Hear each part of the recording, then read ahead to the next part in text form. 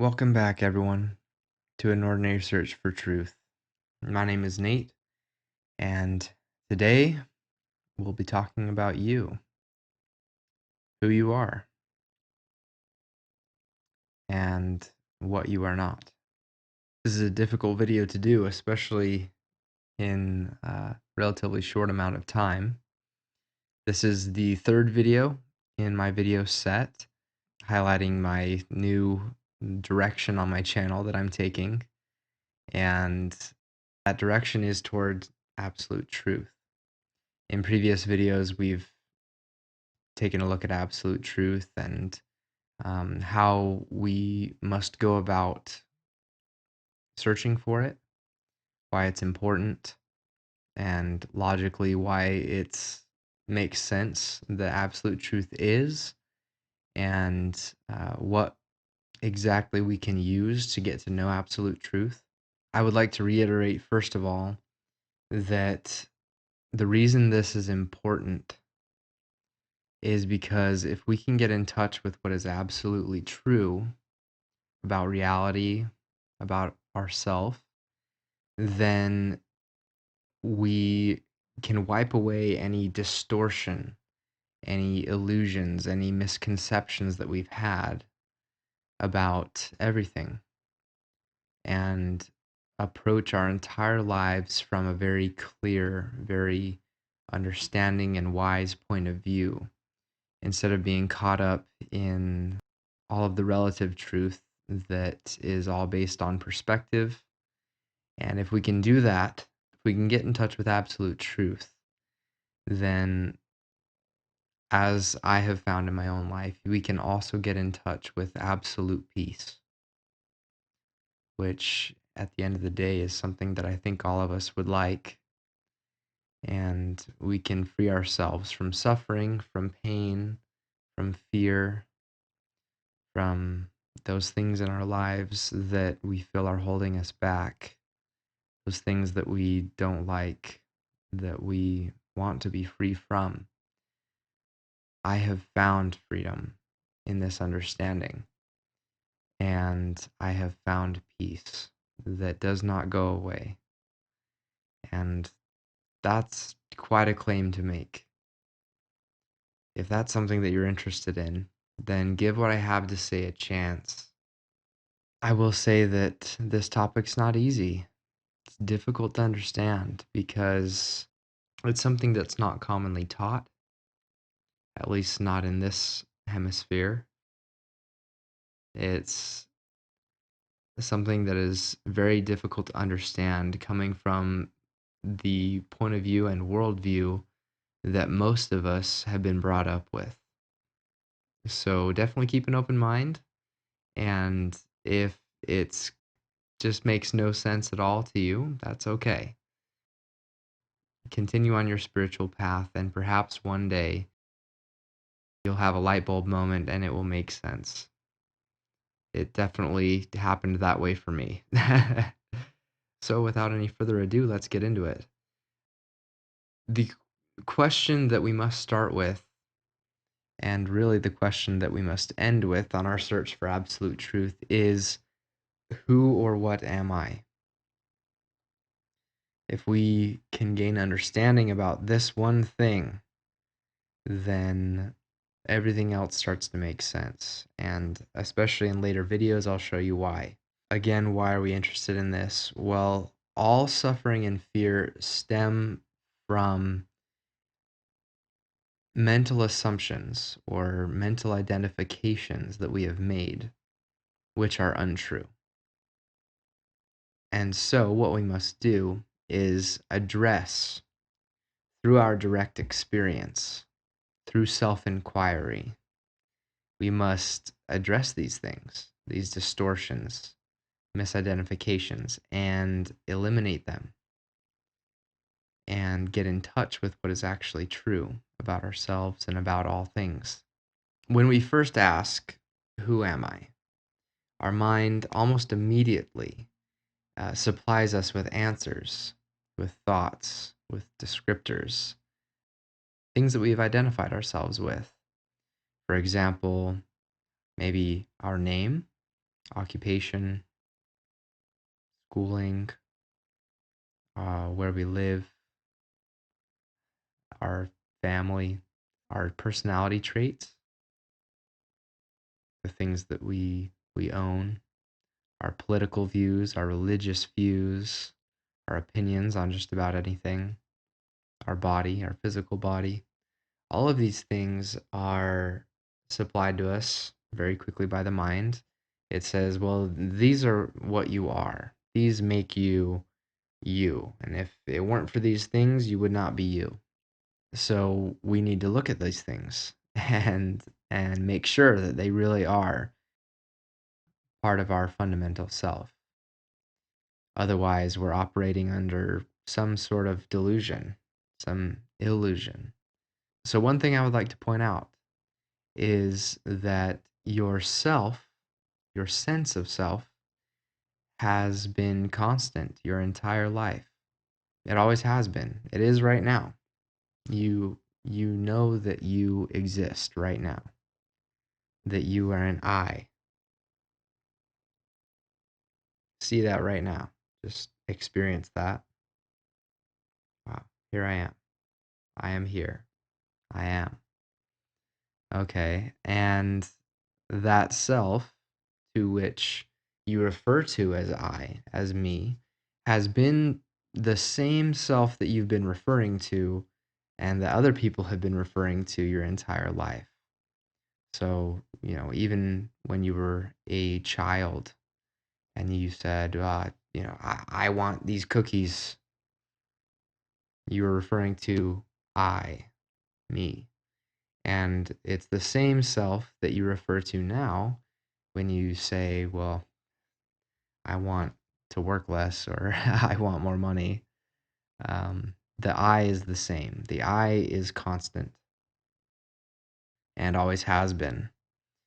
Now let's take a look back at those identifications that kind of came to mind when we first asked the question, who am I? A lot of those things have not been constant in your life, and you can see that now. From birth till now, even when you were born, you were given a name. You weren't born with a name. You didn't come out with a tag that said this is my name. You were given it, and you have acquired a job. You have acquired schooling.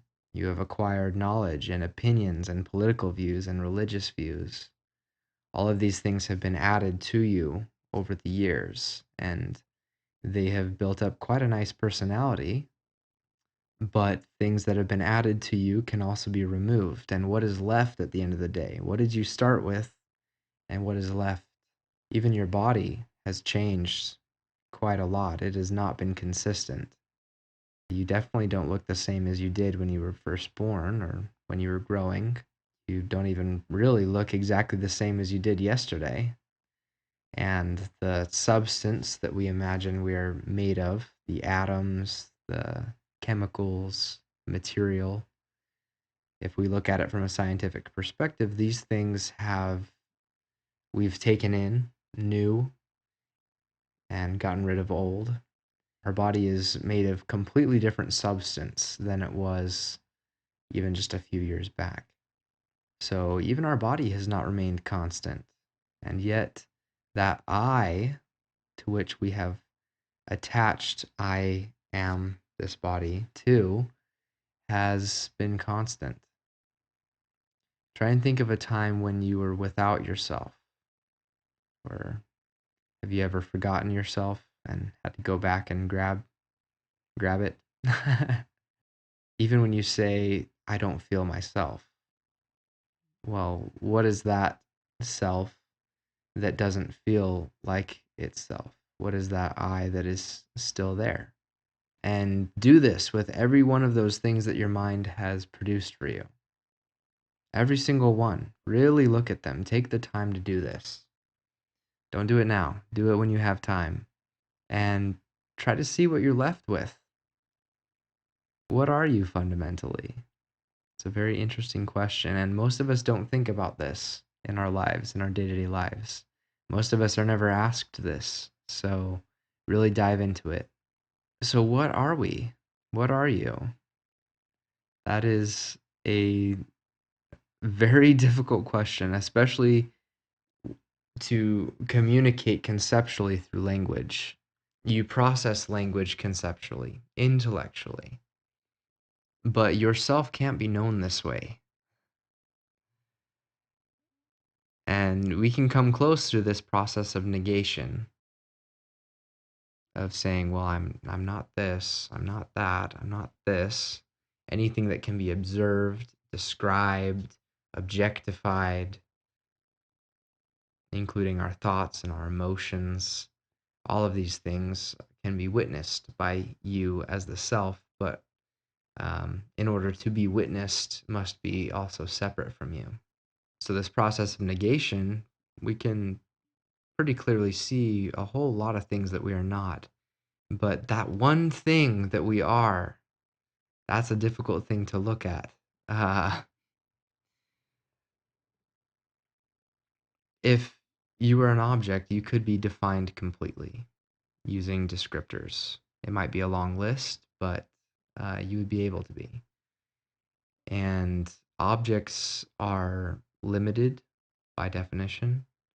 They are constrained to time, to space, dimensions, traits, descriptions, and they're ever changing. The objective world is not a constant one. Um,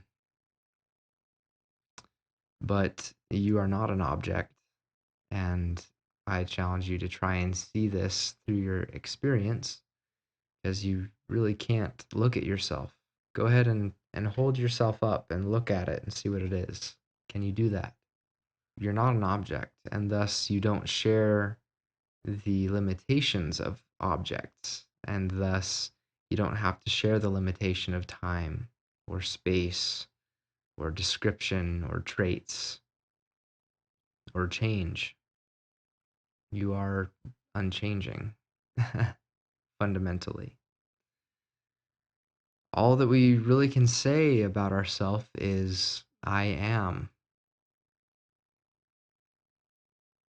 That's all we really know that we are.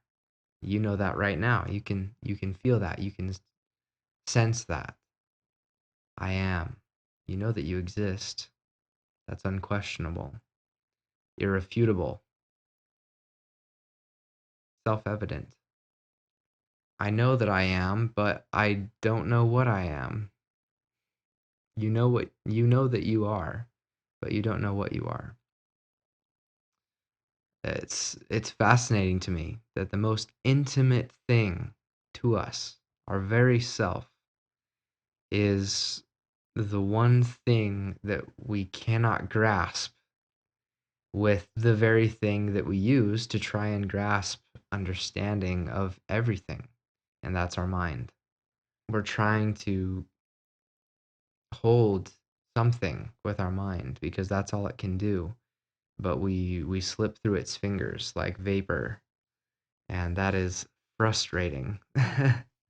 Especially when we've been using our mind our entire lives to process everything, and then we try to process what we are, what we actually are, and there's nothing to process. It can't be done.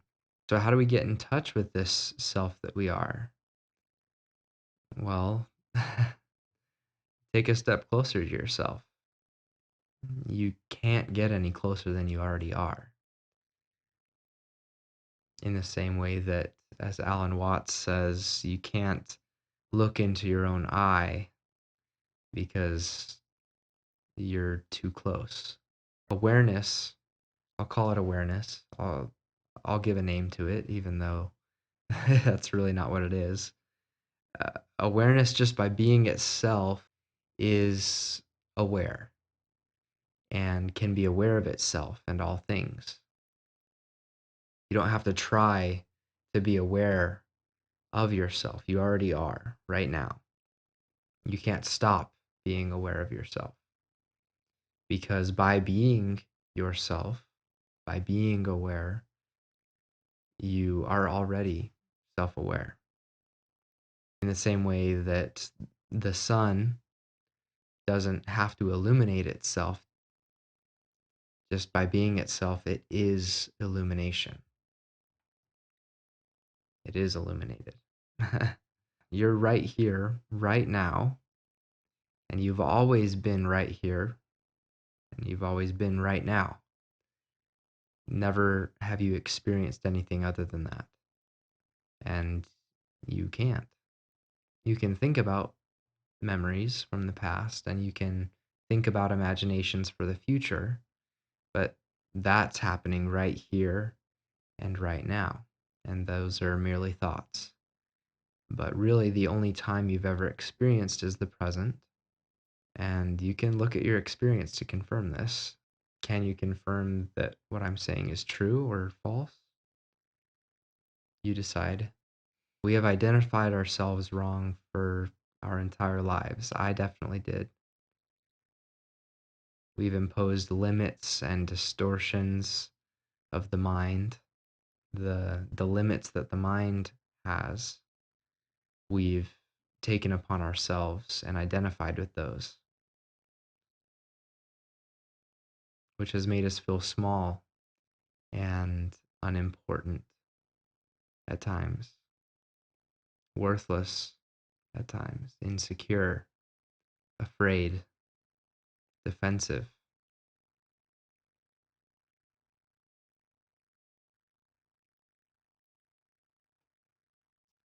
And those just aren't true. You have no need to feel those things, really, because what you are is not the mind. And the fear that the mind feels, because it is part of the phenomena and the objective world, those things that will change, the mind will pass away one day. The body will pass away one day. And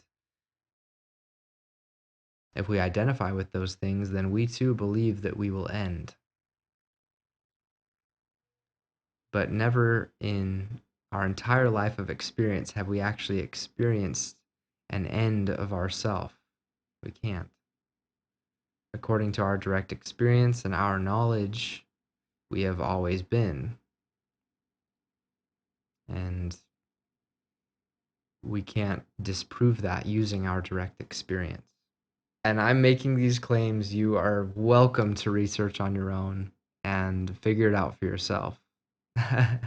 I will talk about it in future videos over and over and over again and approach it from all sorts of different angles. But the fact is that you are, in fact, the foundation of reality and its substance. You are unquestionable, infinite existence. Absolute truth itself is what you are. You are absolute truth. You don't have to find it or look for it. You're not removed from it. It is you. The one thing that is true, always has been true, always will be true, unquestionably, is you are.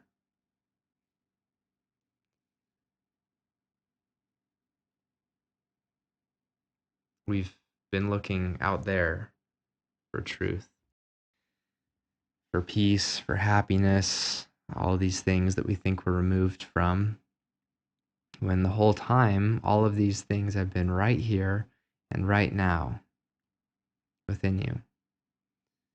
And I know this all sounds super new age and probably very hippie, I don't know. But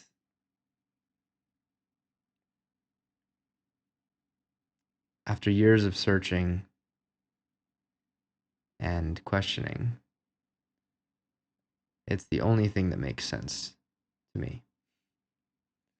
And test it out for yourself. Do the research, ask the questions, take the journey, and see if you don't wind up right here, right now, with you. So I think I'll end this episode here. A lot to process, I'm sure, and we'll rehash it again and again. But that's my message.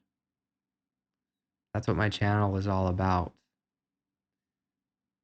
It's not just about absolute truth, it's about you as awareness. Thank you so much for watching. If you have any questions or anything really, please comment and I will respond, I promise. And hit me a like if you like what I'm doing here, and subscribe if you want to be notified for new content. I so appreciate your support, and I'll see you in the next video.